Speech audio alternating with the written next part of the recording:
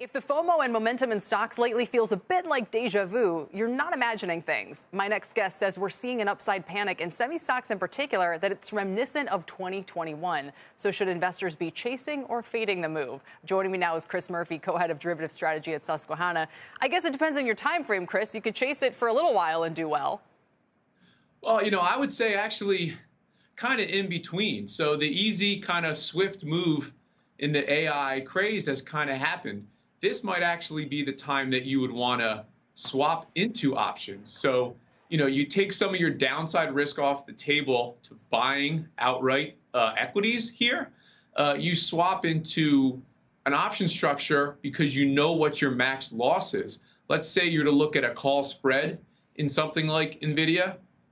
You know what your max loss is. You can position for upside, and you take advantage of the fact that there is that 2021 kind of feeling, panic to the upside on those way upside calls that you actually sell as part of a call spread. Interesting. And so what would your broader kind of point be about how the stock market is likely to do in the next couple of months then?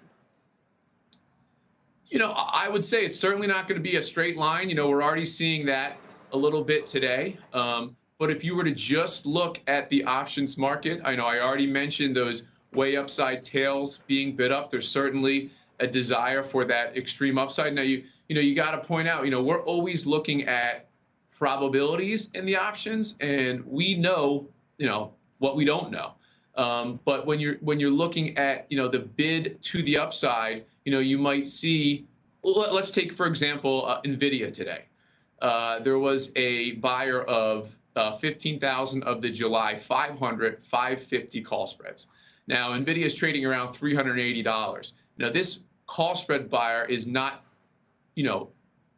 extremely sure NVIDIA is going above 500. They just see that the options are giving you 20-to-1 payout, and they might think it's more like a 10% probability. So I would say the options market is starting to price more tail risk to the upside in a lot of these AI-related stocks.